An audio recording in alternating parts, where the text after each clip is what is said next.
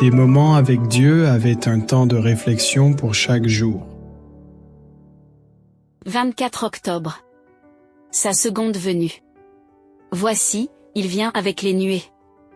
Et tout œil le verra, même ceux qui l'ont percé, et toutes les tribus de la terre se lamenteront à cause de lui. Oui. Amen. Apocalypse 1h07. Le rêve de tout chrétien fidèle veut enfin se réaliser, et ce n'est pas qu'annulaire. Bien que ce sujet soit prêché depuis de nombreux siècles, et que beaucoup disent qu'il ne se passe rien, mais oui. Le Seigneur était patient, depuis son ascension au ciel il s'est écoulé presque 2002 depuis qu'il commence l'œuvre du jugement. Il s'est écoulé ce 81 ans, combien de temps devrons-nous encore attendre, nous ne le savons pas. Mais nous savons que les derniers événements du programme de salut de Dieu arrivent, leur terme.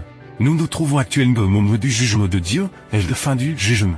Les 7 derniers fléaux tomberont que juste après le 7e fléau.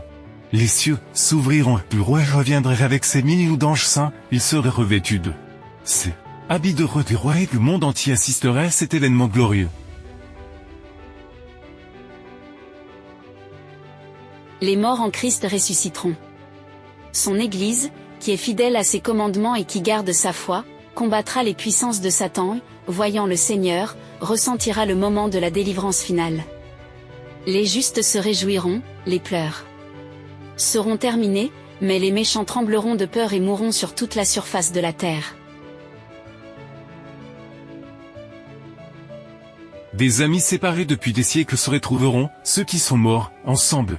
Noyés par les flammes dans le martyre de leur foudre se relèveront triomphants, des frères, des pères, des maris qui se sont éloignés de la mort pour n'avoir pas renié leurs fautes se tiendront debout vêtus de robes blanches.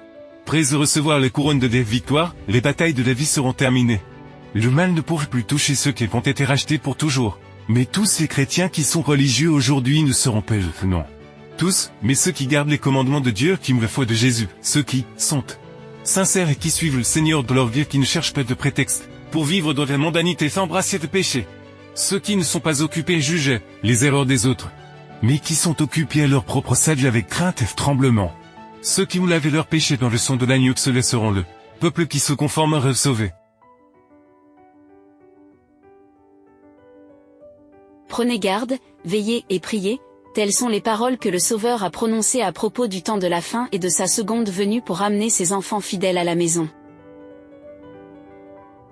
Cette seconde venue est l'espérance du chrétien. Mais elle ne serait pas belle pour celui qui est moitié converti ou qui ne s'est pas donné entièrement au Seigneur, bientôt.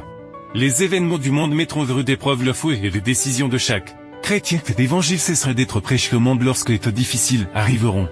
Mais ceux qui professent le religieux aujourd'hui resteront-ils fermes de ce qu'ils ont cru?